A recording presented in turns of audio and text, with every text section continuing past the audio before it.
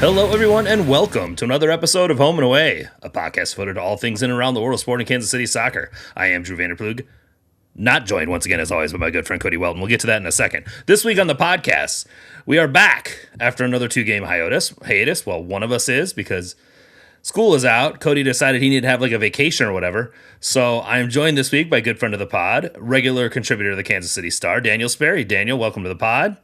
You did a good job of waiting until Sporting's on-field performances improved, so you didn't have to participate in the depression that we've been going through for the last several months. But welcome.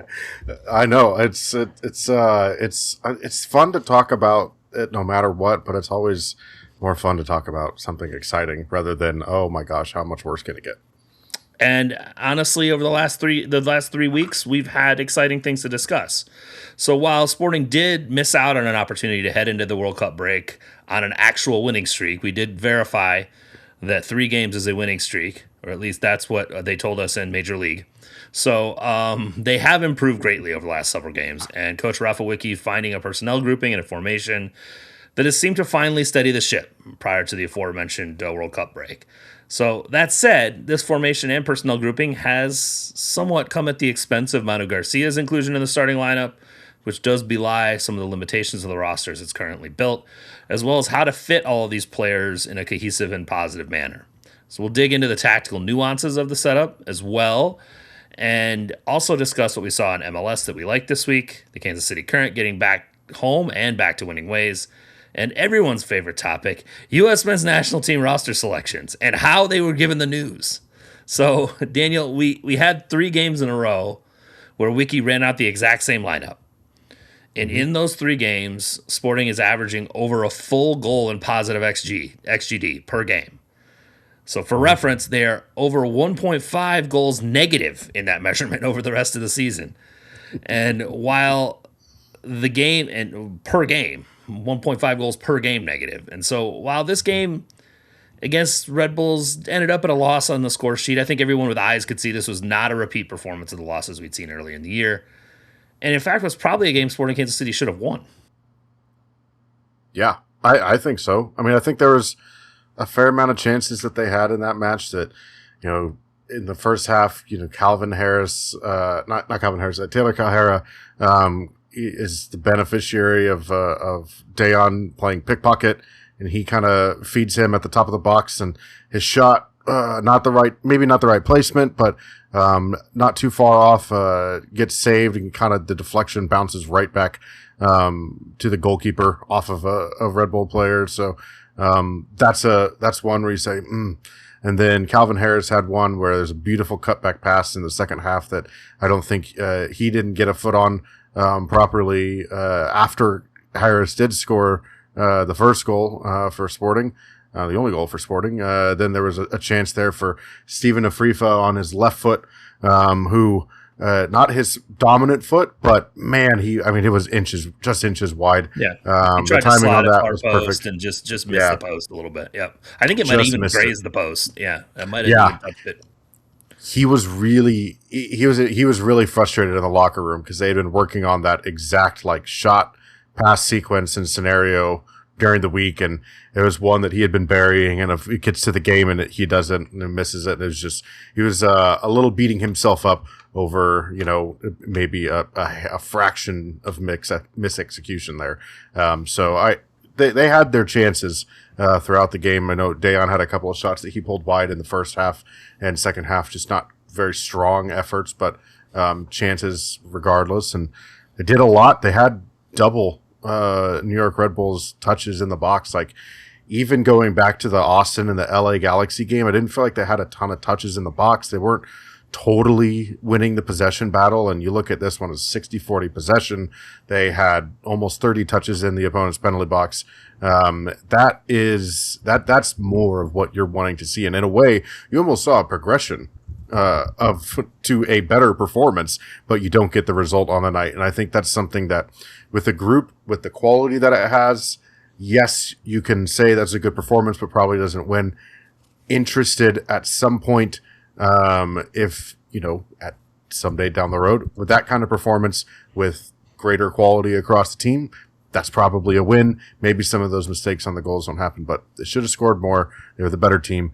And that Red Bull win, the Red Bull performance might be a good, I think is the right way maybe for this team to end going into the break. And just enough of a sour taste, but of a good feeling to kind of feel like they have something to really strive for in that second half of the season.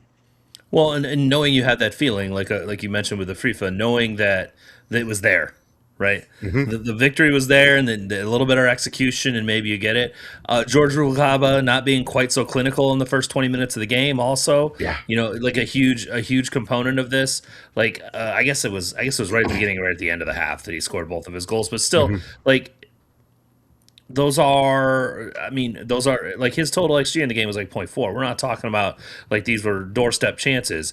And I think that has been a large component of what we've been concerned about with the defense up until this most recent run. And even I think a couple games prior to that, I would go all the way back to the Seattle draw. Like up until that point, the defense was just giving away too many tap-ins, right? There were too many like just easy walk the ball into the net kind of situations. And they happened even against Colorado Springs switchbacks, right? It had gotten to a place that was pretty bad. That team defending, and I think Rapha mentioned this in the post game. Was it in this one or maybe the Austin game? But he mentioned the component of team defending, and this is something that I brought up quite a bit. I have not been happy with the back line of this team, but it has been a team defending problem as well. Ian James can't be left on an island to sniff out everything on his own. Like, that is not an effective way to defend against opponents. He did better in this game than he did about a couple games ago when he got left on that island, but it's still, you're leaving a 17-year-old kid out there to try to take down MLS attackers on his own. Bad shit's going to happen when you do that kind of thing.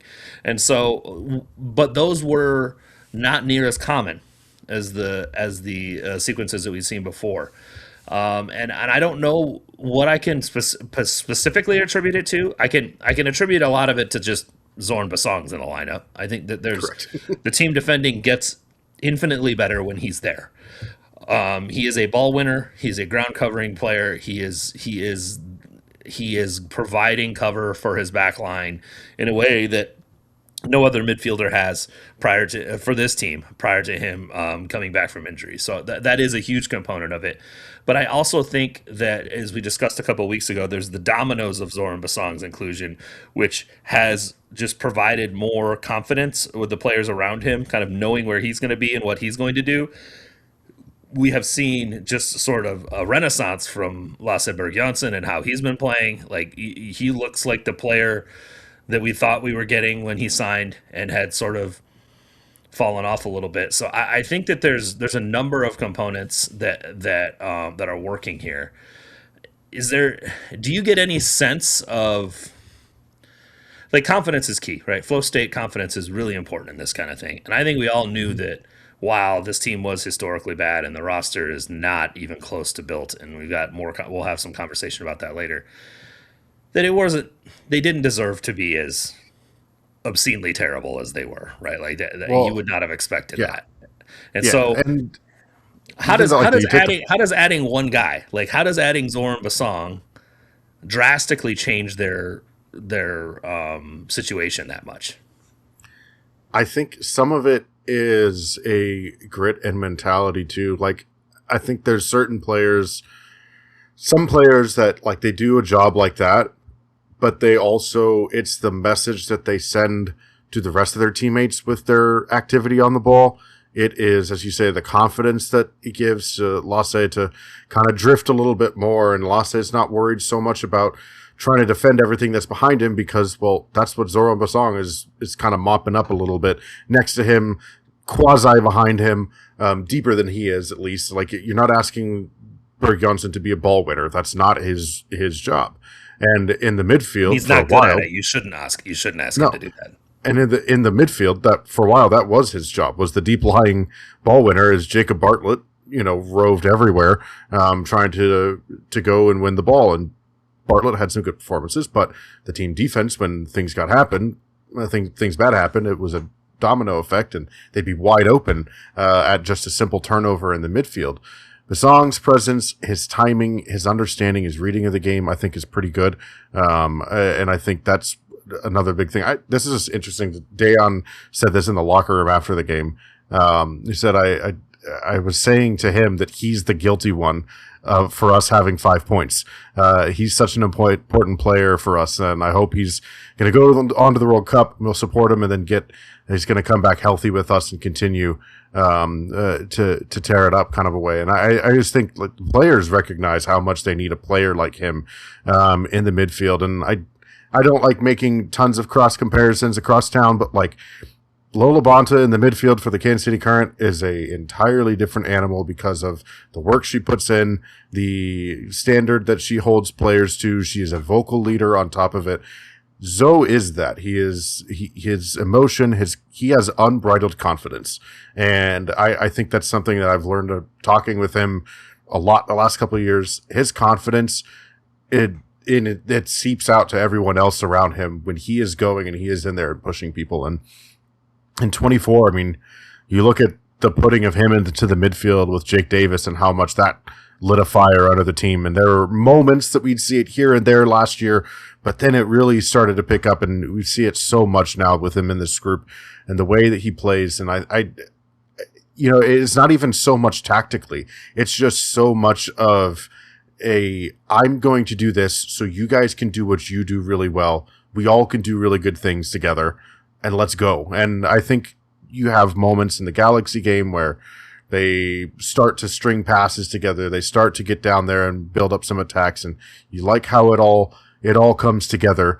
And then all of a sudden you start feeling that confidence. And it just felt like since that game, the ball has just kept rolling on their confidence. And I think that's something that team needed, because you look at a game like the Portland game. I mean, I think Portland scored 6 goals on like barely 2 XG. Like at some point, that is a confidence thing where that is just absolutely shot in that game, where you're conceding some of the chances and some of the goals and some absolutely ridiculous world-class strikes that happened in that match in an own goal too. There were a couple that were amazing, but there was also some quitting that happened. Oh yeah, things there was, bad. I don't want to. I'm not going to point fingers at anybody, because when you're getting the shit kicked out of you like that over and over and over again, it's pretty hard once you go down 4 goals to keep invested. And I think you can see with just a little bit of a turnaround in on-field performance that all of a sudden you've got guys selling out a little bit more. Because I mentioned that LBJ's bag is not winning the ball. I've seen him get on his horse and make recovery tackles a few times in circumstances where I just watched in the past. I just see him watch the play happen. Right. Yeah. Like there's that. You're right. There's that sort of infectious nature of what Zoe brings to the field, and also like when you see your teammates selling out for all that all the time to help you out, then you're going to give that back to him. Right. And I think that is so there's that infectious nature that is a part of it. But I'm glad that you touched on the leadership part, because I do think it's important. Zoe has. We touched on this maybe a little bit a couple weeks ago, but Zoe has the loudest voice in the locker room, period. A lot of the guys, at least amongst the ones that are in the real leadership group, right? I understand there's some other guys that like to speak up, but of guys who are respected and that the team listens to, it's him. And as good as Decky is as a leading by example, I think Manu is that way as well. Neither of them are especially vocal leaders. Zoe is 100% that. And I mean, I think when you're talking about a team with, especially a back line, with the relative inexperience that it has, sometimes you need somebody to sort of keep you in the game and sort of keep you engaged. And I don't ever feel like with Zoe it's punitive. Like you don't really see him motherfucking somebody or any of that kind of stuff. No. He'll let people know, but it's not. Yeah, but it's never demonstrative, and it doesn't show people up. And he never exactly. That's the thing. And there's a guy who plays right back that does that a lot, and it's a problem. But I think that with Zoe, that's why he's respected, because he knows that even if there's like a hey, you need to be doing this or this, it's more like an instructive kind of thing. It's not a discipline. It is not meant to be derogatory. And Yeah. when you also see him do what he does, you as a teammate are more likely to listen to him when he says that. Mm-hmm. It's just really weird because I said this to Cody. It's just so strange that here in the year 2026, we're like Zoran Basong is the answer. Yeah, but he's worked his way there, and I think he's always. I mean, this guy was like off the trash heap in Romania playing left back when he came to this club. Yeah, I also think too, like he didn't outright say this when I talked to him about it, but I wonder if there's some just sense of initially when he arrives, there's a sense of desperation of like, okay, this did not work out in Romania. This was awful. I didn't get to stay in Montreal, but I'm getting another opportunity in MLS.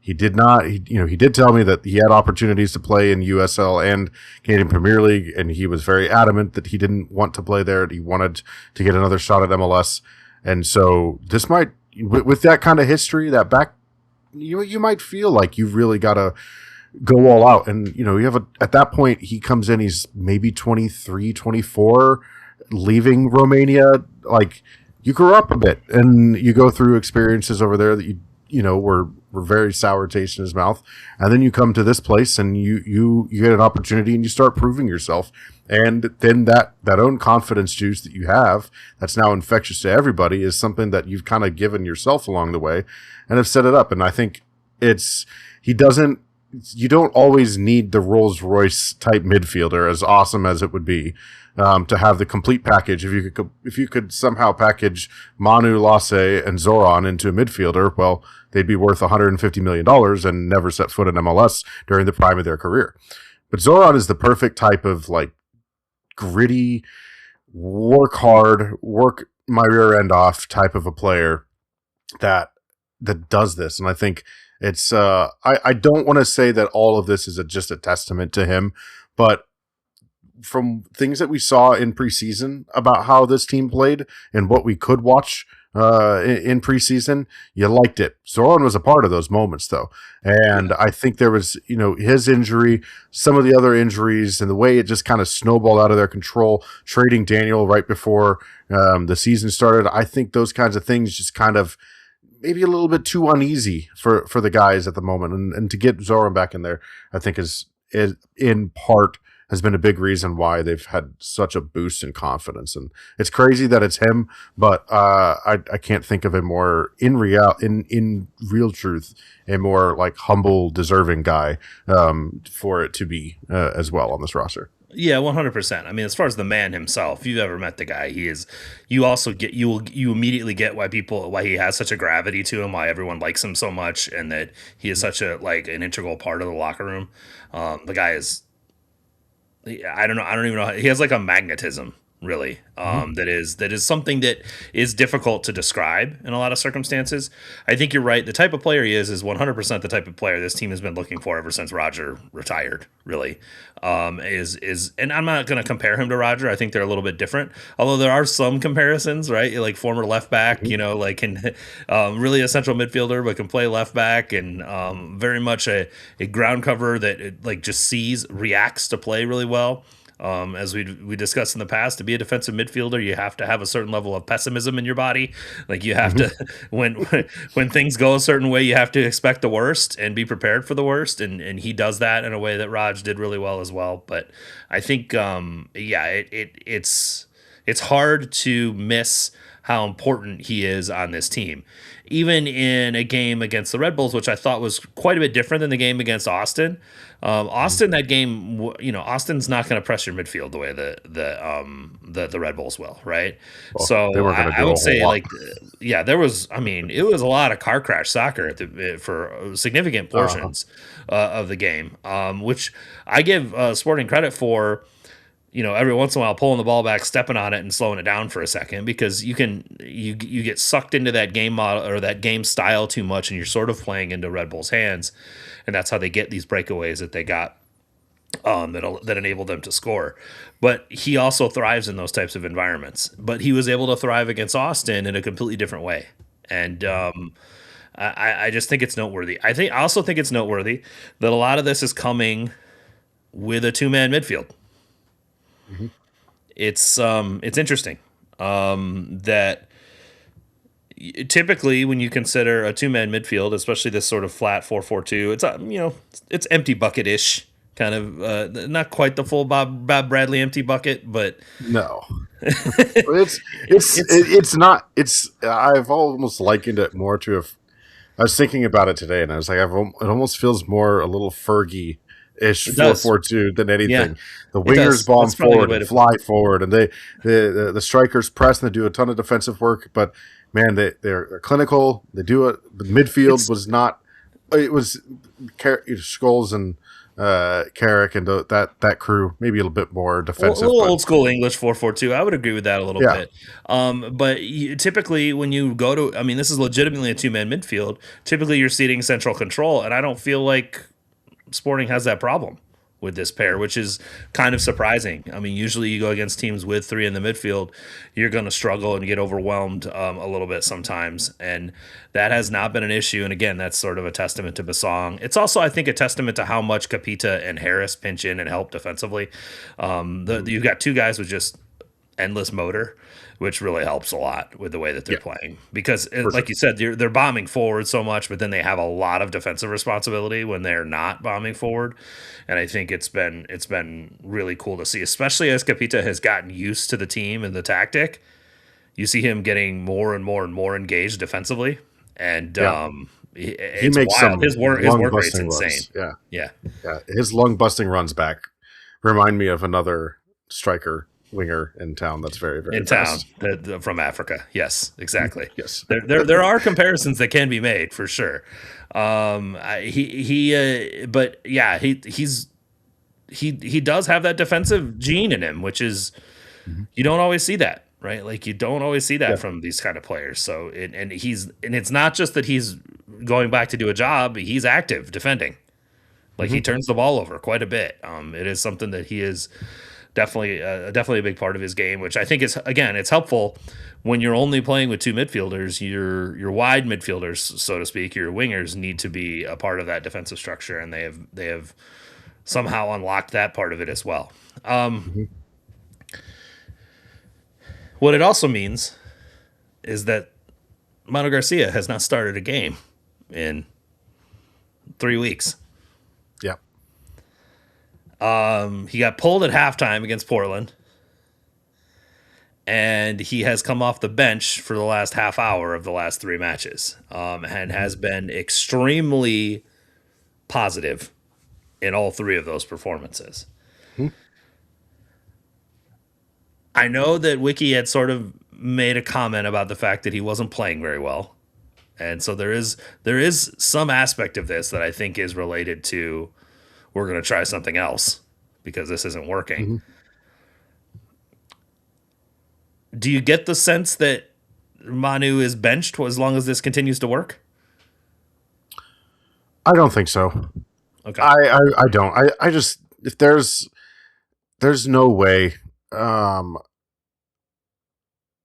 you can look at what Manu has done in those 30-minute performances.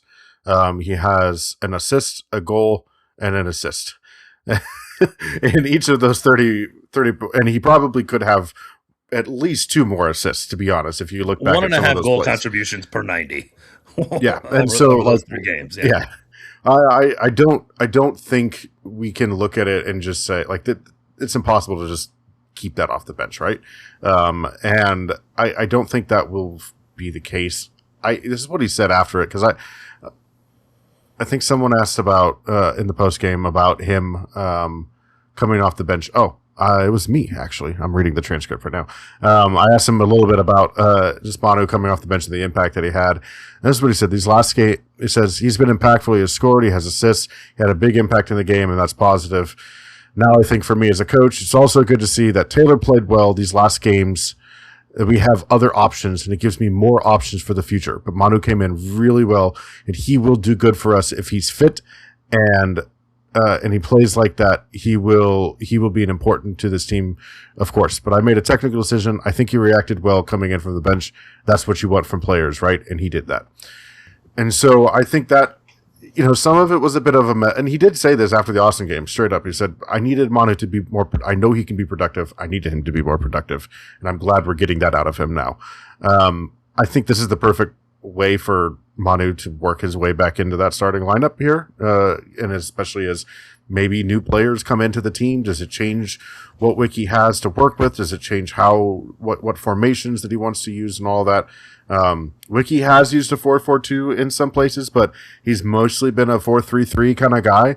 And if he doesn't have the personnel to run the 4-3-3, not because of Manu necessarily, but because of the midfield and all of that, then you can't have Manu not performing. And so I think that those are some of the kind of weighing of things here. Do I read it that he wanted to get more out of Manu and maybe send a little bit of a message? Possibly. But I don't see this as like a long-term issue of, oh my gosh, will they be able to fit Manu? Like if Manu's going to keep playing like that, he's going to force his way into the lineup. Well, and if you can't find a place for him on your team when he's able to do that, then you've got the problems as a coach. Mm-hmm. I think something that's worth noting, he constantly sort of compares him to Taylor. He's not a forward. He's not a second forward. No. When he's come into these games, he's come in to play midfield. He's come in as a central midfielder. He's come in for Lasse or come in for Zoe. And he has been playing as a central midfielder. And I think if we go all the way back to preseason, to your point earlier, he was playing in central midfield in the double pivot. That's what we saw in those preseason games when the team had its full complement of players and had some good preseason performances as well. And Shallowy was playing as a second forward. And I think, so I bring all this up to say, this quote-unquote 4-4-2 is not new. Rapha's been using this basically all year. There's been when Lasse got here, he tried the 4-3-3 a little bit. Did not work. Did not work at all. And he sort of reverted to what they called a 4-2-3-1, or they call it a 4-3-3, but Manu was the second pressing forward every single time. They were not playing in a quote-unquote 4-3-3, or they weren't playing with a three-man midfield. Let me put it that way. Manu was fairly disconnected from central midfield, and I just don't think that's the best use of him as a player. The reason I think that some of this stuff has taken off is Calhera is a willing presser who will help Joveljic occupy center back. Joveljic isn't the greatest presser to begin with. So you put a guy who's a willing presser who creates a lot of problems for center backs. Like, I could see their press push opponents back. It happened to Austin. It happened against Red Bulls, where all of a sudden they start passing backwards, and all of a sudden you see five guys, and they've got their press cover and their cover shadows like they're supposed to. And I'm like, what am I watching? Is this freaking PSG? Like, what's happening right now? We wouldn't see that with Joveljic and Manu up there. It just didn't happen. They weren't that coordinated. Manu, as willing as he is to try to do the job you're asking, that's not what he's good at. The problem is when you play him in a double pivot to start the game, he is not Zoran Basong. He is not going to win all those balls. He is not going to do so. I do think that there is a legitimate question as to how Wicky is going to make this work. There is. I think that there are personnel gaps in what they've found that works right now and what Manu offers to this team. And if one of Zoe or LBJ has to come off the field for Manu to be on it, those are legitimate questions you have to start asking, going, hey, is this the way we want to do this? Because so far from what I've seen from Wicky's 4-3-3 is that 8-10 is a second pressing forward in defense without the ball. And I don't know that that's an effective way to use Manu. He needs to be getting on the ball in the middle third and driving the team forward. That is what he is good at. And you see when he gets to do that, the reason it's working so well at the end of these games is there's an hour on the legs of the opponent when he does it. He doesn't have to worry so much about being up to the speed of all the pressure and the ball winning. In fact, he's the one with the fresh legs. He's the one getting into the positive places. He's the one counter pressing and winning the ball back because he's the fresh player. So I do think there are reasons why some of this has worked as well as it has and why it hasn't worked when he's been starting games. And I do think it's a real problem that has to be solved. Like, I think there is something there that has to be solved by the coach, because you can't have your $2.5 million a year DP sitting on the bench, right? Like in the Discord, they've been making comparisons to like Ilsinho or something like that, which is great at some level, but also like that's just really inefficient roster spending to do things that way. And Manu has too many talents to only be using them for half an hour. Yeah, for sure. It's going to be interesting because I understand it, and I am very curious to see how it changes with at least players like Capita and like Lasseberg in there for an actual preseason where they can really spend time and work on all of these things and do this. And also when you add more players behind them that maybe you're better 1v1 defenders and you can it's not Ian James that you're leaving on an island. It's a very experienced defender that can actually do that. Some of those additions, it'll be interesting to see how they've reworked some of this roster because, some of the things that we've heard and seen, we'll probably discuss, mean there will be changes to the roster in some way, shape, or form. So I think it'll be interesting to see exactly how it works out because there has to, you said, I agree with you. There has to be a place for a $2 million DP on the field, and they're going to have to figure it out. And I'm curious to see how they do it. You can't watch this guy for these last 3 games and go, I don't need him on the field more often. Like, you don't have eyes if you believe that. Discussing that the changes that are coming in the roster, and I do agree with you. I do think that if the back line is a little bit more solid, I'm less concerned about Manu playing in the double pivot as well. I think that's part of where some of the hesitance comes from, both for Wicky and anyone else, is that Manu playing in front of this back line as a 8-6 is probably not the most ideal situation defensively. So Lee has a lot of work to do in this upcoming window. Thankfully, on the Discord, and this is your weekly reminder to join the Discord, link is in the show notes, go participate in the conversation. We got a number of podcast listeners that jump in there, including one Daniel Sperry from time to time, drops in and adds to the conversation. One of the listeners was at the meet and greet with David Lee, I guess, before the game, and dropped some knowledge on us that apparently he's targeting 4 to 7 players in the upcoming summer window. Now, granted, we've heard some of these number promises before, so I'm going to take them. I'm going to look at the 4 number and consider that to be the more likely of the 2 figures. But still, that's a fairly significant number of additions. There are some mechanics that probably have to be worked out for some of these to be pulled off. Right now, they only have 2 open international roster spots. I think even after Blorian, they only have 2 because even with Basong getting a green card, that would still leave them with 2 when Blorian joins, right? So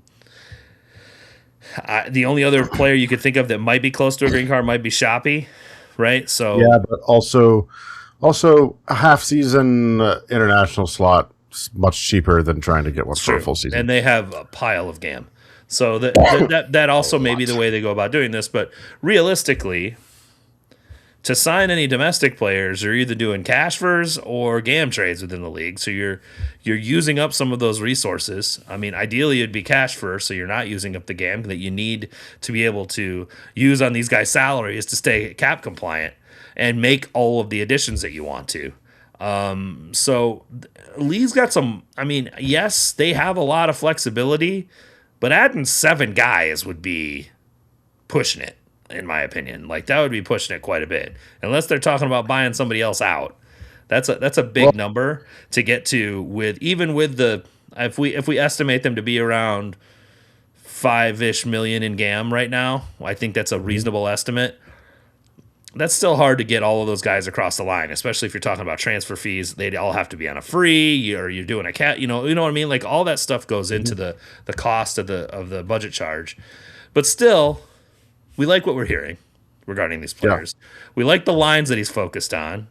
Three of the 7 would be defenders. 3 of the 7 would be attackers. and just one, kind of one additional midfielder, which makes sense given what we discussed just now with still trying to find a way to get Manu on the field. So, I mean, from a midfielder perspective, I think that you want to cloud that midfield even more. I mean, I don't. Yeah, I don't. I wouldn't want you to. And Jake Davis likes to think he's a midfielder still anyway, too. So, like, there are, I think the defensive line and the attacking line are the places to focus. But on the defensive line, we probably are the area of most need right now at the moment. When you hear 3 defenders, do you consider 2 of those to be fullbacks? Because I certainly do. Yeah, I do. So that does not include Lorien, right? The number that they've discussed of bringing players in. So I look at this and I think for sure one center back, and then you're looking at fullbacks, right? Like Jake Davis has had to, quote, pinch in from the midfield and play right back, although we've seen a full season's worth of him at right back of a playoff caliber team, and it was fine. So, like, I still think he can be counted on in that mix. But the left back spot too, like Jaden Reed has been the only one healthy, and if Zoran Basong, who at the time for a lot of this preseason and the roster was counted on as being a left back, is doing what he's doing in the midfield, he's not going back to left back. I could see it for some situations, but we cannot have 20-year-old Kweku Agyebang, who is a very nice little player in the future. We cannot have him running out at left back regularly. I actually kind of like him. He didn't do bad. Yeah, I actually like him coming in the Zoran Basong role in central midfield and kind of doing his facsimile of that in the last 10 minutes of a game. Yeah. Like, I could be good with that. He is not a left back. He attempted as best he could to do it when necessary, but as much as Jaden Reed is, fullbacks. Yeah, Jaden Reed is an exceptionally gifted defensive left back. Mm-hmm. He is like not even above replacement on the attacking side of the ball. Like he's There's been a few turnover misplaced machine. Passes. Yeah, and sometimes he can kind of dribble in to pressure. I think looking back, even like a player like Luis Martins, like that, he was so good at reading when to say what you want about him in the defensive third of the game and say what you want about his final service. The guy understood build-up, timing, and movement and ball possession, and kind of how to work the ball along that side extremely well. Seth did a great job of it for so many years as well, too. So I think there's so much that could be gained by getting a player that can do those kinds of things. If you look at the profile of Cesar Inga, like that's kind of that's what they were hoping to have, right? Mm-hmm. So left back, right back, center back all makes sense. I would not be surprised if one of them is maybe within like comes from within the league, and I think some of these signings will come from within the league, just because as you've said, there's a lot of hurdles with international slots to clear and all that kind of stuff. I think there is something to be said for like MLS experience, and I think there's a fair chance that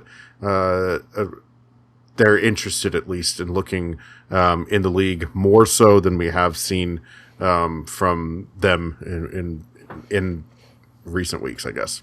Yeah, that's just been the biggest question. Is like how prepared or interested are they? Just Lee's history is not that significant when it comes to intra-league transactions, even with NYCFC. Now, we often just sort of surmise that was more of the philosophy of City Football Group than it was necessarily like his personal interest, but also if he doesn't have a ton of experience in working those transactions, does he have the relationships necessary to pull those kinds of things off with these other CSOs? And I'm not saying that he can't. I'm just saying that, the proof will be in the pudding when it comes to that, as well as all these acquisitions. The reality of the situation is this team is exceptionally lean on talent. Like, not just depth, but talent in general. And, building a more effective floor for their performances is only going to be able to be done with domestic players, in my opinion. I don't think that they're going to be able to, like, stop from these these kinds of crash outs that they had at the beginning of the year if they continue to if they aren't able to bring in some more veteran talent in some more key areas. It's just I understand why they wanted to go young, but they also signed a bunch of sort of like young journeymen. You know what I mean? It wasn't like they signed Mm-hmm. young high upside players. Maybe Justin Reynolds might be that, but the rest of these guys are guys most of the league already knows about and just weren't really up to it. And I think that's a that has to be rectified. I mean, you hope that Diego Borges gets back to health to help solidify things, but I think I'm with you. It's hard to look at the center backs they signed before the season. Meyer, Bartlow, and even Jansen Miller as players they're looking at long term as a solution. Yeah. And so, And I'll say this, like, even if they were to, like, because I mean, they're seven players. If 7 players were to come in, like, even then, you're not, if you're adding 2 center backs to what is already existing and like 4 or 5 center backs on this roster, you're not going to keep 7 center backs on a roster unless you're playing a back three, which could be a possibility, but I don't feel that way. So, I mean, you have 3 center backs on a wing backs league first minimum, right? Yeah, you have 3 center backs on a league minimum roster salary that even when waived, you are not on the hook for any of their salary after the fact that they're picked up. So you either are paying them what you are already going to be paying them, or which is very minimal at that point. So I wouldn't be shocked to see at least one outgoing player at some point kind of through this process. Well, I mean, if you add 7 to the current number, they're over 30 anyway. So, I mean, now granted, they can do stuff with supplemental spots to sort of get around that if they need to, but still, yeah, that would be the expectation that something like that might happen. On the attacking side, I was a little bit surprised and not surprised. I mean, you would want more talent on the attacking end. I think, you touched on this earlier. Calhera had a couple really nice chances and did not capitalize on them. At some level, you're expecting the guy in his first year from USL Championship to, maybe not have the clinicality of your DP striker. So that some of that is to be expected. But also, Preston Judd's out here in the tied for the Golden Boot lead, and it's not like this guy had like a crazy, biography of his exploits prior to this year. So I think that you're still going to be looking to improve at those positions, and I think and this isn't to push Calhera to the side, but also you want competition for places. That's what you're looking for, and so I'm not totally shocked to see that. I think we all can read the writing on the wall regarding our backup left/right winger from Dagestan, and so like and similarly with Afrifa, we had sort of the joke on the Discord about the Shopee stands versus the Afrifa stands, or the Afrifa land versus Shopistan argument. As I noted when we had this conversation a couple weeks ago, the one thing that is consistent between those who believe either one of them should be playing over the other is they believe that both should no longer be should not be long-term solutions for this team, right? Like neither of them are players they're necessarily that concerned about being long-term options, and so I expect that we'll see attempts to solidify or add to the depth in those positions as well. That would make sense to me. Yeah. We do think at least one green card is probably incoming. It seems like I don't think they signed Zoe to a new deal unless I don't know if that's officially been announced yet, but I think we probably expect before the window closes that he will no longer be requiring international spot. I will be stunned if Zoran Basong is on this roster and on the roster profile that MLS releases at the closing of the secondary transfer window, and he's listed as an international player. Stunned, I tell you. Yeah, that it doesn't make a whole lot of sense for that to be the case. Nope. So there will be some places available to do some external signings as well, and I'm sure that Lee will continue to push that area. All right, let's get to tactical corner. I did want to talk about this a little bit because I think that there were some questions about the difference in style between this 4-4-2 and the traditional 4-3-3 that we've seen in the past and we're familiar with. And I hesitate to talk too much about it in the structure of the formation because I think most of the time when you talk about a formation of players, you're talking about like an expectation of a role in an area of the field that they're playing in. And candidly, a 4-4-2 can place guys in way different places on the field depending on the coach. Those responsibilities can change quite a bit. Hell, Mauricio Pochettino was talking today about how Jedi Robinson can help in central midfield. Like those, and that Giovanni Reina could be a defensive midfielder. A defensive midfielder as well. I think it speaks to the fact that coaches think more of like what a guy is meant to do in that role, and can I farm those requirements out to somebody else if necessary, than less about like this is the area of the field he stands in. Because realistically, if you ever look at an average positioning map, like if you go to MLS Stat and look at those things that show up the average positioning map, that formation doesn't look like 4-4-2. That's not what that looks like.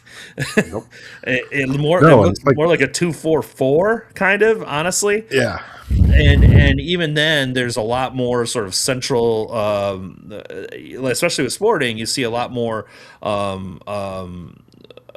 sort of, I don't want to call it the blah, but you have players moving more centrally to sort of cover those areas that are not covered because you don't have as many midfielders. So yeah, I hesitate to call it that, but what I will say is I think that the conversation is valid when we talk about how the historical Sporting Kansas City, especially up until just recently under Peter Vermees, was using the ball and how they were looking at ball progression and how they played versus how Wicky is looking to make this team play. And I think the 4-4-2 has unlocked something in how Wicky has been trying to get them to play all year, which is noteworthy.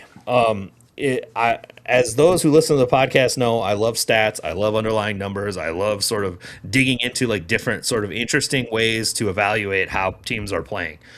There are a number of different accounts I follow, MLS Stat being one of them. Paul Harvey is a great one. He has a great tableau that uses all of the ASA data and sort of gives you some additional information. Like you can get stuff like passes per defensive action and things like that, which are really good to kind of show how well your team is pressing or how badly you're getting pressed. There's a variety of things that you can look at there. But Matt Barger puts out information, at least he didn't do it this weekend, but almost every weekend on the full slate of games in MLS and NWSL. And what it always includes is passes per shot sequence, which is one of my favorite things to look at, right? And if you want a more disparate way to evaluate Rapha Wicky versus Peter Vermees, it's by passes per shot sequence. Sporting Kansas City under Vermees was a team that, remember, we used to get the videos of like the longest pass sequences that led to a goal. I think that 4 of the 5 longest ones in league history at one point were Sporting Kansas City. They were just they were methodical about how they'd move the ball back and forth. All 11 guys would touch the ball, and eventually, all of a sudden, ball's in net. Right? I remember one against Seattle that was like 38 passes or something like that. Yeah. That is the opposite of what this team is doing now. They have if you look at Barger's information, and this goes all the way back to even when they were not playing very well, their passes per shot sequence have always been in the 3 to 4 range. This team gets vertical quick, and that is definitely, and that I think that is influenced by this formation as well, for exactly the reasons that you were talking about, Daniel, where the wingers themselves, they get on their horse pretty quickly. And this looks more like a 4-2-4 when they're playing in this way, and you're seeing both central midfielders very, very aggressively either passing forward on the ground, hitting long switch diagonals to wingers in space, but they are trying to carry a bunch of ground on a single pass quite a bit. And I want to be careful when I say that. This is not lumping the ball forward. That is not what they're doing. They are not trying Correct. to lump it forward and win a second ball. This is intentional to get the ball at the feet of your attacking players in the attacking zones as quickly as possible. I do really think this is something that they have been trying to do for a while. They just haven't had the guys or the time on the ball or the turnovers in the right places to be able to influence it in this way. But I really do like the mindset, and it is a fairly significant shift from how we're used to seeing this team play. Yeah, it is. And I think too, like, it's kind of interesting just looking at the passing maps, at least on MLS stat, from the last two games. It does feel a little 4-3-3 single pivot-y when you look at it. If you were to think of that as stagnant, but I just think it's the way that they've done sport, even under Peter Vermees. I'm speaking more of against the ball, this 4-4-2 as well. Even under Peter Vermees, the team defended in a 4-4-2 for a large stretch of the latter half, and especially in 2023, that team. When that team started flying and made it through the playoffs and destroyed St. Louis, they played in a true 4-2-3-1, and they played a more 4-4-2 with against the ball. And so I don't think it's a significant departure from this team playing 4-4-2. It is different in the pressing sense, and I think choosing to press with two because so many teams were building up with three against Sporting KC's back line. In a way, adding the second striker, now they've got 4 against 3 if they're going to build up with 3 out of the back against Sporting. And so this is something, too, that even talking with Chris Armas about, like, if you want to be a pressing team, if they're going to play out of the back with 2 players, then you have 3 up front. If they're going to play out of the back, and that could be them bringing a goalkeeper in between 2 center backs to play out of the back. That could be them dropping in a defensive midfielder to play 3 out of the back, pinching in. However it is, if the team that you're playing against is going to come out of the back with 3, then you're going to go with 4. If they're going to come out of the back with 2, then you're going to go with 3 as a pressing mechanism to have 1 going to the ball and 2 covering gaps, or 2 up front and up high trying to cover the side-to-side ball movement. And I think it's interesting in watching them do this and the way that the press itself works, because as you were talking about the backfill of the press looked like the way Sporting used to press at times, in the sense of the timing, the recognition, when do they step, and a lot of the great pressing teams that we've seen in this league too have that. And there's been a disconnect between the midfield and the front line in the press, not just during the season, but for a few years of how this works. And Sporting got to a point where they just stopped pressing because the front line was doing so much work, the midfield wasn't connected, and there was a stretch there in 2024, 2025 where they just kind of stopped pressing. And we've seen it at times this year doing that.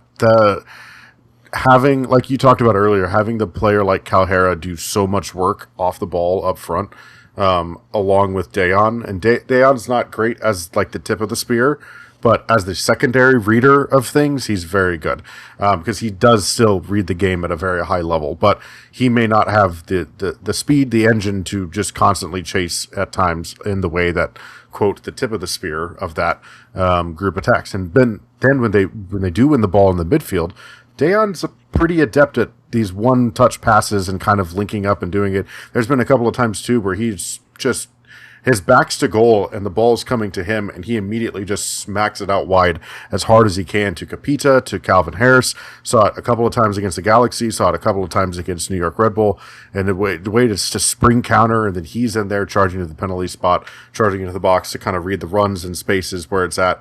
And I just think what they've been able to do defensively in this 4-4-2 is kind of what I think Sporting has had thought of itself for a good stretch of the early 2010s, with some of that 2013, the defensive team and the way that they would press and counter press and do that kind of stuff. I just think that this is kind of similar, and you're able to do it when you have young players, you have the legs to do it, and you kind of have the group to do it. So it's been interesting because in build-up, I don't think it operates and behaves as much of a true 4-4-2 would, and it doesn't. And so many times now, the No, it's connotation. a 2-3-5, 3-2-5 kind of thing, like Yeah, yeah, which is what everybody does, right? I yes, think it does. and it sometimes it goes 2-2-6-y, but which is cool too. But I mean, for the most part, one of the two fullbacks is back, and they've got the double pivot in front, and that's just a there's nothing that earth shattering about their control Nope. progression shape whatsoever. I think what is noteworthy is, to your point, when they are able to make an opponent pass backwards, how aggressively they press in those circumstances. They are not a high pressing team. I wouldn't call No, them that. But no. when they are able to force an opponent backwards, they very aggressively press at that point. They also like to press goal kicks, which I think Hmm. is an interesting choice as well. And we see them doing the PSG kickoff, right, where they kick it out of Yeah. the back corner and then go and send all the numbers down. So there's some fun stuff that they're doing in that regard that is a little bit different. But I think the most noteworthy thing is just how quickly they try to go forward with the ball as soon as they get it. Um, Hmm. it if they have to recycle, they do. But I also think I could not get through a whole podcast without talking shit about Shoppy. I think that this is a problem for Shoppy Suleimanov. He does not go progressively forward quickly enough, and this is a problem we know of his. He goes backwards too much, and for a team that is aggressively trying to go forward with the ball the way that we see them normally try to do that, it's poor fit. And that would be the one way you could get me on top of the Stephen Afrifa mindset over Shoppy in a game, is that Afrifa is not passing backwards. Now, granted, he's turning it over all the fucking time, but he's not going backwards. So there is that. And so I think that, maybe there's something to that argument, at least for the way that they're trying to play. But this is a fairly different philosophy to what we have seen in the past, but we're starting to see it actually function. And as you know, as we've noted earlier, when Manu comes in the last half hour and he can just deal and he can send those long passes in, Hmm. or he can get on the ball and turn three guys out of the play, Yeah. they all know what to do at that point, and the runs are Yeah. happening. And I think that, if there's anything that I can say for the Rapha Wicky experience, it is that these guys go to goal. There's no hemming and hawing about that. When Manu gets that turn and goes, there are runners every single time, Hmm. and I think that that is something that you can sort of hang your hat on there, and I think that is probably the biggest tactical change that we've seen under this regime. All right, let's move on to potpourri. Just like your favorite Jeopardy category, we got a few topics in around the MLS soccer sphere. Daniel, something we've been doing this year is, and I'll let you go first so that you can have first choice, is talk about the one thing we saw in MLS this week that we really enjoyed. So, what did you see this week that you really liked? Did you have time to watch any MLS this week?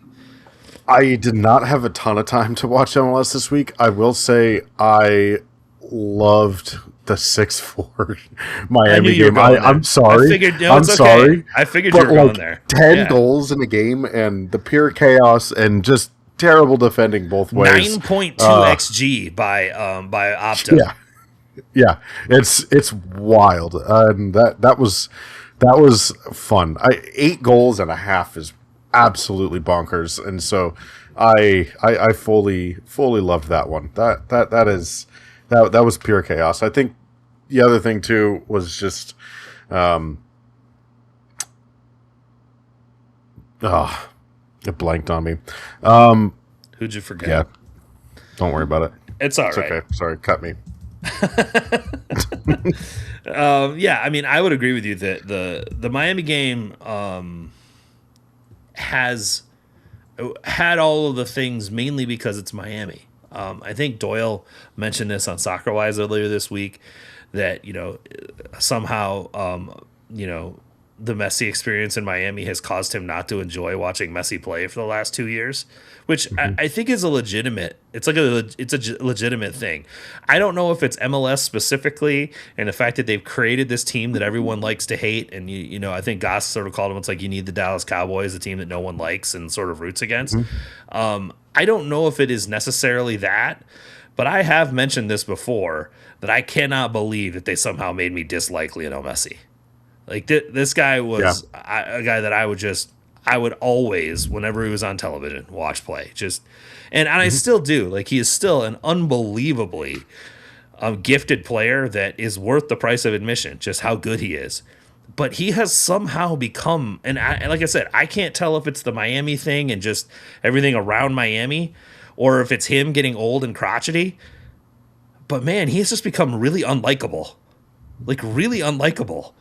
Which is just a weird situation to be in. So here I am watching the Philadelphia Union go goal for goal with them and going, hell yeah.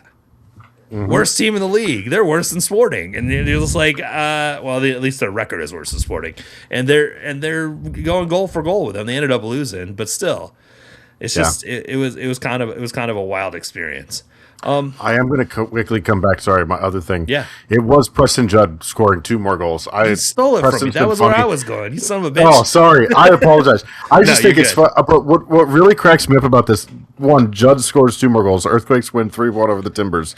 They do it on 0.7 XG. They get out destroyed again in possession, shots, chances, everything like that. No business winning this game. They had no business winning this game. Yeah. Had no business winning this game, and it's what cost Phil Neville. Phil Neville's team played actually halfway decent soccer in this game, and it gets canned over it because the result was a 3-1 result.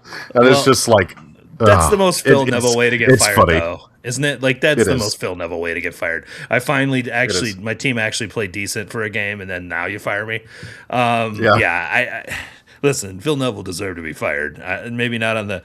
I think he was probably gone before, as soon as the break happened. Regardless, I don't think anything. He would have had to have gone on some unbelievable streak, I think, for him not to get fired. But it is funny to see Judd get 2 goals and continue to score at the rate that he has with no Securus and with Werner being hurt most of the time. Like, it's kind of wild, actually. So that was going to be my takeaway, is just like the goal scoring machine that is Preston Judd. Can't get a USMNT call up though, can he? Nope. No, probably not. At least not right now. Before we get to the U.S. men's national team, let's talk about the Kansas City Current. They get back to their winning ways, which seem to only happen at home. They looked pretty good again. Temwa finally broke through all the barriers on ASA, where they start rating her performances, because she's played a third of the minutes now in the league, and of course now is already leading all of those stats: G plus per 90, XG per 90, all of those things. The most predictable scenario. Although I will say, like, her first couple sub appearances, she did not look fully fit yet. You could tell, like, there was still not all the way there. But man, the last like 3 or 4 games, it's just been like. I remember sitting at the Washington game, and I was like, what happened with Temwa? Why is she the way that she is right now? It's not what I have been expecting from her. Like, she's starting, she went past the halfway mark. Like, what's going on? Because even in the Teal Rising Cup, she didn't quite look like herself. I wondered if she didn't trust her body quite yet. And then all of a sudden, that match, she got one, and then all of a sudden she looked like Temwa. But even then in the North Carolina game, she started to look like Temwa a bit more, and the runs that she was making, the defensive work and all that stuff. And then it's just ballooned. Like, this game against Portland was like, this was 2024 Temwa in reality, because that...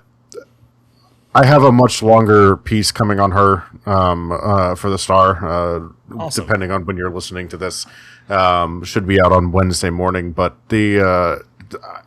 just the level at which that play happened at the end of the match, and she gets the assist. That's an unbelievable moment. And I think I kind of wrote about, we talk about her inevitability as a goal scorer, but like the work that she does when she doesn't have the ball to get the ball and create those moments is crazy. To chase down Reyes like that, to head the ball kind of right off the physical challenge, and then she's going 100 miles an hour because she is one of the fastest dribblers of the ball. Not only is she stupid fast in open space, but she's stupid fast with the ball at her feet. As she slows down just enough to like hit the perfect weight on that pass for Hopkins in stride. This pass. I don't think like that was the part I was thinking too. You know how hard it is to run that fast and hit the ball that perfectly to your teammate. Yeah. Like that's the thing. Yeah. Like, and none of us are anywhere near as fast as Tema Chewinga. I'm just asking you, go out to a field somewhere, dribble at the fastest pace you can possibly dribble, and try to cushion one directly into a spot at the right weight. It is really hard. And that's the thing. Like I think Temwa gets all. Everyone talks about, oh, she's fast. Oh, she's fast. Oh, she's fast. Yes, of course, she is preternaturally fast, 100%. It also is why she's such a good defender, because she's able to recover, much like we discussed with Capita. Her recovery speed is absurd. But it's what she does when she gets there. Like that's the part that's otherworldly. Yeah. Yeah. Yes, she's blessed with great speed, but both sides of her tackling when she's recovered defending, and her touch when she gets to those places is elite, like really high level. And I agree that goal was great. It reminded me of a conversation I've been having for quite some time, which is, and Allie Sentner was not bad in this game. Like I want to be clear, she was not bad in this game. I think Haley Hopkins is a better fit at center forward for this team. I just think she's a better fit. So we've been saying that on the Keeping Current podcast with Thad Bell and Carrie Robinson and I for at least a couple of weeks now. And then when they acquired Hopkins, I thought she was, because when they acquired Hopkins in the trade from North Carolina, Bia was injured. And I said, oh, she's like the perfect like hold up striker kind of a player. Yeah. Because that's what she was doing a lot in North Carolina beforehand. And then I was kind of like, well, they're just going to use her on the wing. Okay. And then I think it clicked for me in the home match against, who was it? It clicked for me in the match against Utah, the first game of the season. They brought her in at right wing, but they literally just went vertically to her the entire time and played off of her. And I was like, just do that at striker. Right. You don't have to play her winger to do that. Just put her in at striker and do exactly that. Yeah. I'm right there with you. And I don't know that. I don't want to like cook the book on Sentner yet. I think she is at times pressing too much, like personally with extra touches, maybe just taking the shot when she shouldn't at times. I don't want to put the book out yet because I do think she is a very gifted player, and at some point she's young enough that she could put it together and it could look great. She didn't score all those goals for the women's national team and the stuff she did with Utah by being a shit soccer player. I don't believe that that's the problem. She's a phenomenal player, but right now, for what the current need, Haley Hopkins might be the better fit there. And I in this very moment, and if they don't get another, like if they let's say they go out and make a big swing in the summer, do they bring in a large physical presence at striker, because that's what this team kind of needs? If not, the option, if you really feel like you need that, Haley Hopkins is on your roster for that. I'm told Samantha Kerr is available. I'm just saying. Well, I've heard she's coming back to the NWSL, but probably not Kansas City. I have tried. I don't think Kansas City. No, I don't think so either.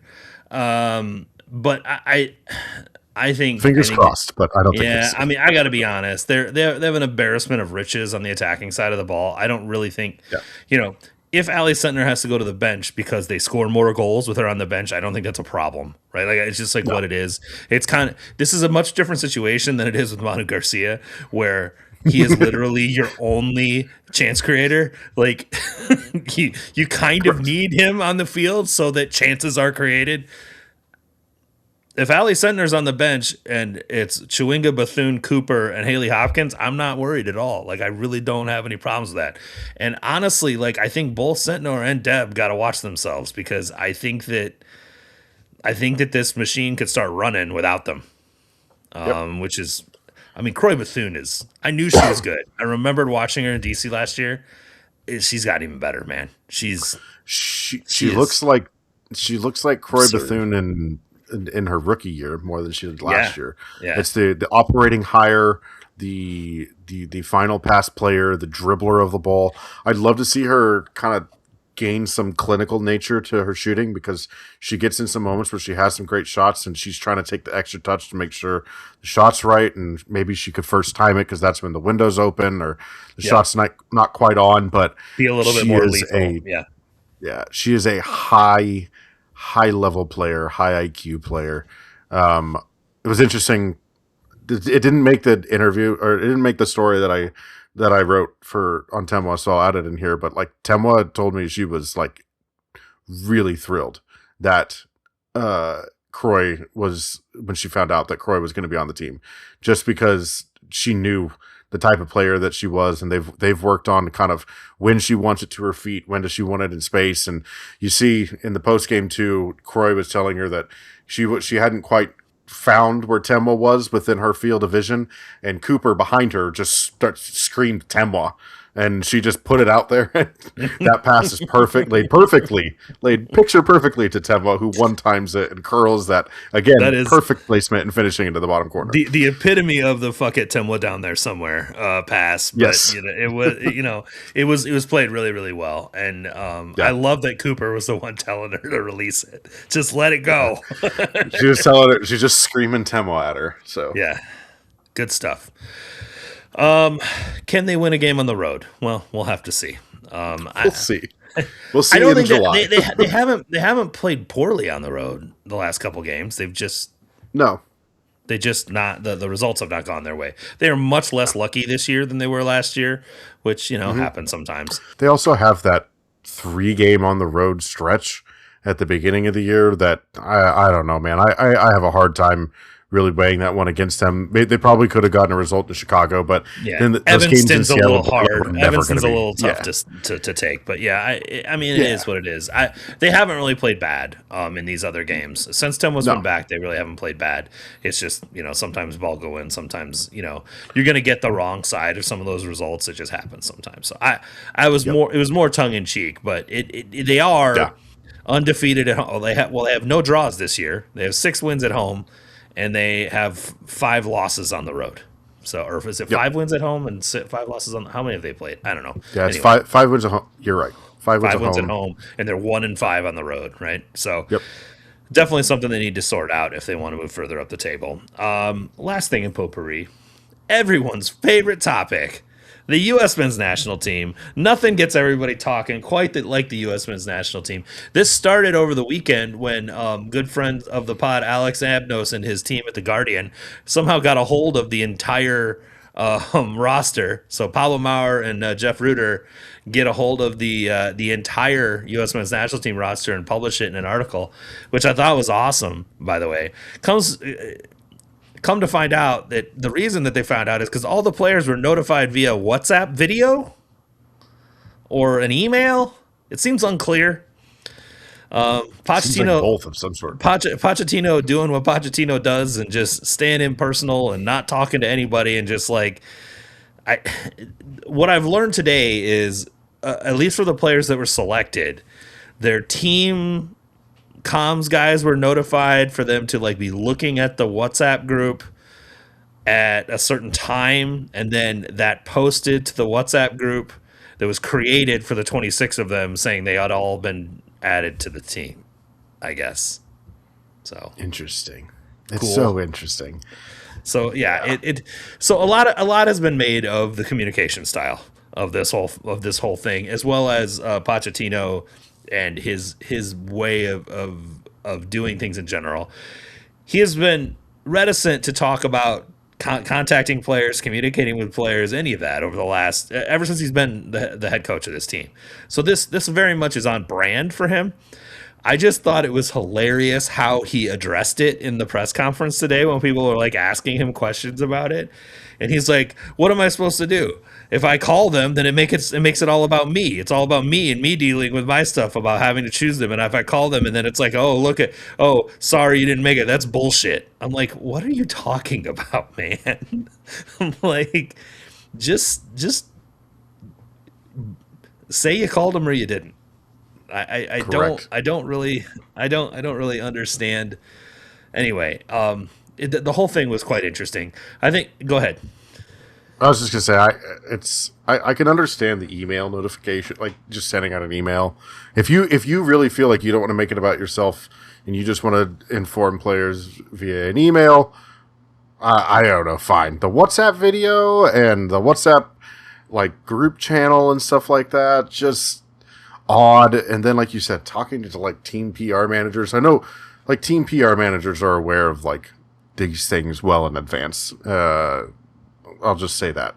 Like they, especially from when the roster announcements go live and all that kind of stuff. At that point, like there's no that you have so if you're gonna do it that way, you have so many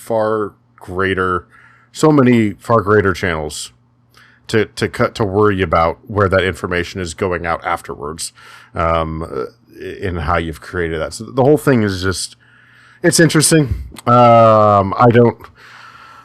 will never be the coach of a national team, so I can't say this is how I'll do it. But sure, I don't know that I would have done it that way. I think it's a little bit generational too. Like it's a little bit generational. Potch is much closer to my age. He said I found out via email. Okay. In 1998, Potch. That's when you. That would have been super cool to find something out like that via email. I would have been like, "Whoa, what is this technology?" Okay. Jesus. Like I said, he's much closer to my age than he is to yours. And so there's a little bit of like grumpy old man happening here. Like, why do I have to call them? Why do I have to make them feel better? Blah, blah, blah. I mean, that is, I think, part of this conversation. But I think what's more important is the choices that he made. And I think what's most noteworthy, we'll get to the Diego Luna conversation last because I know you have a take on that. But like the choice to bring 10 defenders, 10 total defenders, and then 4 central midfielders. They did a really good job in the roster announcement, including some other players in the midfielders category to make it look like they didn't only take 4, but they essentially brought four midfielders. So, what is your take on all that, especially the realization that perhaps Jedi Robinson can deputize as a central defensive midfielder? Well, to me, it just screams that you're going to play with a back three. Like, you don't bring that many defenders if you're not going to do that. And especially if you're going to do it in the sense that you have 2 midfielders and one is probably going to be, like, it's probably, like, everybody's healthy. Match day 1, it's Adams and McKennie in the midfield over everyone else. It will never not be that. So, especially in the central midfield, I think. Mm-hmm. So, when you look at that, then you say, okay, well, McKennie loves to bomb forward. You have a back three. That's why you have 3 defenders behind Tyler Adams, and you have other wingers, wing back guys that can do that. Plays job. like a 3-1-6 in possession. Yeah, and it's going to be it is, and I understand the numbers game. To say Gio Reyna is going to be a defensive midfielder is also kind of silly because, well, no, he's not going to put in the defensive work that Tyler Adams does. Probably wouldn't even put in the work that Weston McKennie does. However, trailing or level in a game where you're pinning players back, do you bring him into that match to watch what Manu does? Like, you get the ball at his feet and allow him to carry up and dish and stuff like that. That's not bad. And that's kind of what he's been doing, what he has been getting on the field for Gladbach anyway. So right. I'm not totally like, I'm not going to call him crazy for that, but this is like very much a stretch. And when he says, okay, well, Jedi could maybe play in the midfield in a pinch. Well, okay, are you talking about inverting the fullback then into the midfield to create more midfield numbers? Like, okay, Poch does that all the time. Pep does that all the time. So like, I don't know. There are things there that like, I look at it and I'm just kind of like, eh. Like, I understand what he's saying, and there's probably less clear language on it, and we are in the outrage culture that we are. Like the Luna thing, you wanted to talk. You said, I have some thoughts about that. I'll just say this: when I put the tweet out on a Friday night about Diego Luna, and me just being kind of sad that Diego Luna wasn't on it, but Reyna was, and he doesn't play a whole lot lately. Like that's just me being me. I woke up to 15 comments and like 105 likes, and half the comments were nameless, faceless USMNT bro accounts that are like, oh, he doesn't play in the European leagues and he doesn't know high pressure, high stakes. Gio was just in a relegation battle and all this stuff. And I'm just like, dude, was get he out though? of here. Was Gio really in that relegation battle? I mean, I don't know if that was really what he was doing. But it's just as a long-suffering Tottenham Hotspur supporter, that was a relegation. That was a relegation battle, and Joao Paulinho played a significant role in that one, and I will much more than Gio Reyna did. I think. So I think that, yeah, overall, I agree with you. You're right. I mean, most of this is just, it is rage bait culture, and it is meant to just sort of create conversation. And I agree with all of those takes. I think that I was surprised to see you go on the direction you did with the Gio Reyna thing, because I actually do. I'm trying to remember what game it was I saw him do this, but since Poch has been the head coach, Reyna has played quite a bit deeper in a game. And I remember him playing, I don't know if it was in a double pivot, but he was certainly much deeper defensively than I ever remember him being. And I remember him putting a shift in defensively and going, oh, okay. All right. I mean, no one's ever going to mistake him for Tyler Adams. Like, that's never going to happen. No. But it was a better performance than I've seen from Johnny Soccer in that position several times for this team. And that's a guy who, you know, if not injured, is playing for Atletico Madrid. So, like, I don't think that Gio Reyna is an exceptionally smart soccer player. A lot of people talk about his talents, which are his technical skills, and his talents technically are the best in the pool, period. End of story. There's no question about how gifted he is as a soccer player. But he's also a really smart soccer player, which is part of the reason why you see sort of the Jake Davis antics on the field as well. The remonstration and all the other stuff is because he knows where the ball really should go. He sees a lot of this stuff before a lot of his teammates do. And so that's where a lot of the attitude-related shit comes from, is that to him it seems fairly basic, and I think his brain operates at a speed others don't. And I think that's part of the reason that you see a lot of the stuff you see out of him, which means he's a smart player and he knows where the ball needs to be, and if they need him to play a role, he can do it. That said, I'm not looking forward to Gio Reyna playing the 6 in this World Cup. If that has happened, things have gone very terribly. Let's just all be honest about that. That said, I think to your point, you're like, okay, well, if all guys are healthy, it's Adams and McKennie in central midfield to start these games, and I agree with you. Didn't we learn from this in 2022 of only having, well, in that case, 3 midfielders that could play? And they were absolutely smoked when we got to the knockout round, and Tyler Adams probably had his worst game in an MLS in a U.S. men's national team shirt. Like, yeah, that happened. I'm with you. I'll be interested to see if there's a better pacing of things. Does it change too when, you know, I think the U.S. burnt out a lot of their own energy too at a younger age. There's not having experience and stuff. Is it different this time around? Those games are all super close too. So Berhalter, I don't think, felt comfortable making many changes in those games because they were all so tight. No, he made very little changes at all. And I think that was the other thing too. Is he was too afraid to make a change in a game to try and do something. But you know, let's say somehow they do get a larger. I think this group is way harder than people make it out to be. But let's say they do get themselves into a spot. There is the conceived ability for this team to get up to 3-0 in a game in the second half in a match against Paraguay, against Australia. It's way less likely for Turkey, but it's possible. They have an on day. They have an on day. The other two, you know, one of those teams, if Paraguay or Australia have a bad day, the USA's quality should carry them over. And so then you have those opportunities to tinker around with things, and maybe you throw caution to the wind in a game where you need to get the goal if you're in a bad spot, and you take off an Adams for somebody, and okay, Adams avoids a yellow card suspension or gets a little bit more rest. It's possible. I'm not saying it's ideal, but there are ways. It is going to be. Christian Roldan coming in for 20 minutes is not a problem for me. I don't have any issues with that. I know a lot of those headless, faceless USMNT bros that you're talking about on social media have a problem with that, but I have no problem with Christian Roldan deputizing for Adams when necessary. I think he will do the job at the level that you expect of him. I think that the other thing when it comes to Reyna, look, I'm not surprised at all to see Reyna in a 26-man roster. You have 26 guys. you bring Gio Reyna. We're talking about like when this whole thing with Luna and Brendan Aronson and Reyna and Alex Centejas to some level, right? Like that's kind of like that group of four where only three get to go, that we're having this conversation.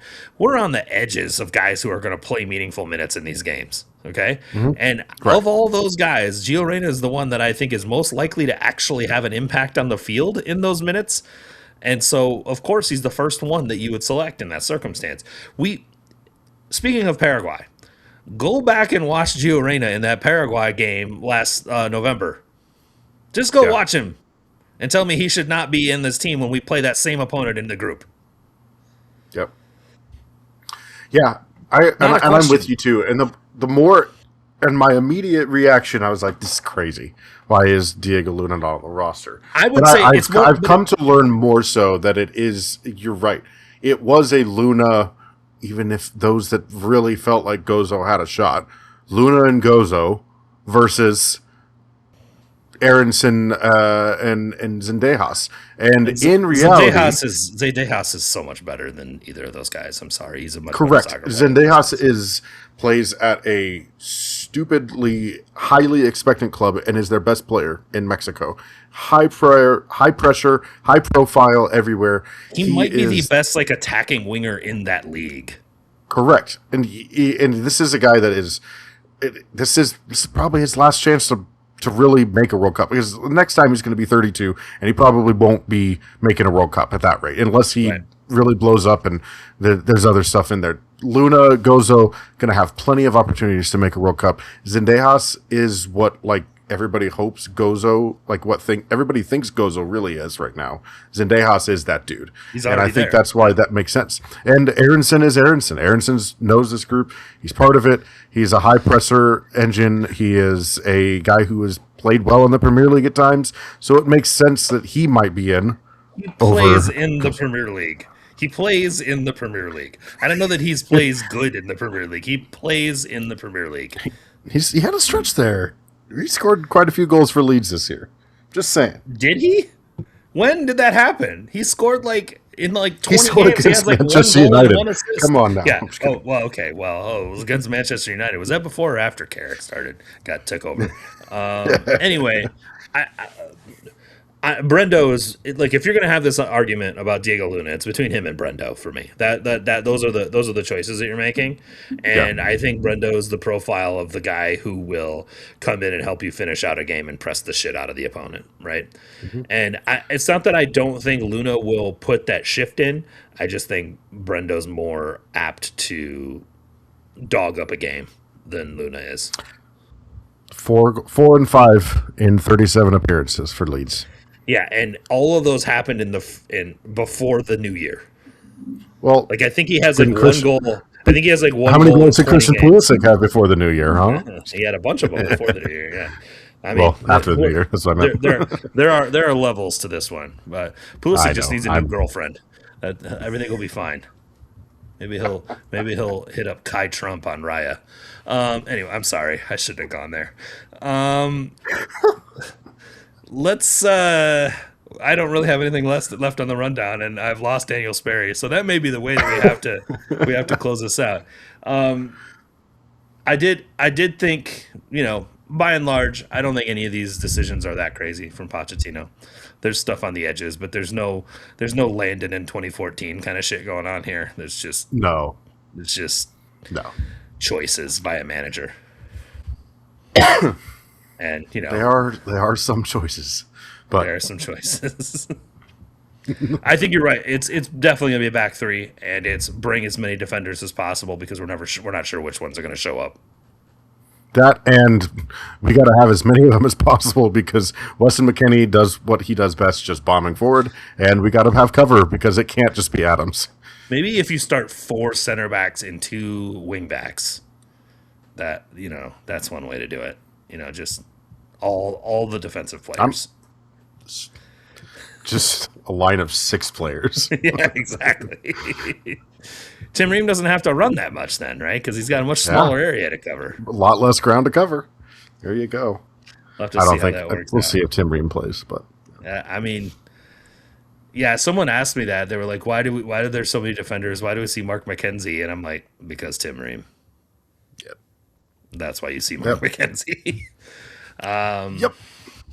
All right. Well, we'll have to see how all that shakes out. We'll have to see how the rest of. I mean, we don't have any Sporting Kansas City soccer to talk about for several months. The Current do play this weekend, right? There's a game at home versus Boston. Yes. I don't know how many Against games. Boston.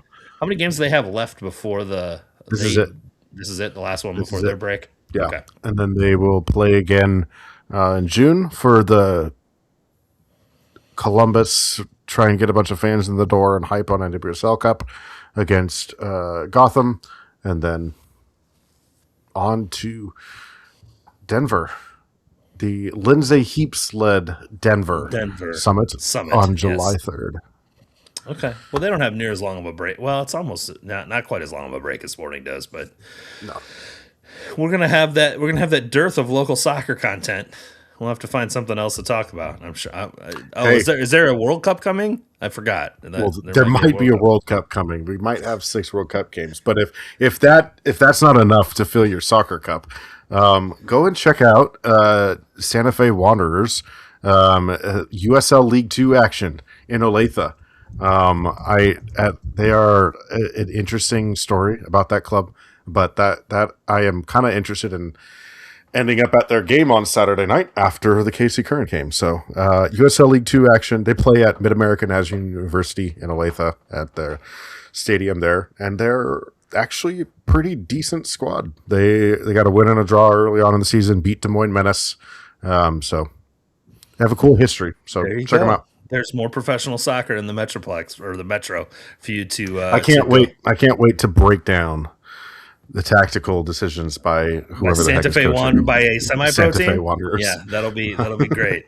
That'll be great for us to get that detail, and maybe we'll have to have Mr. Sperry back on to break down those games. Should we lack for other soccer content to discuss?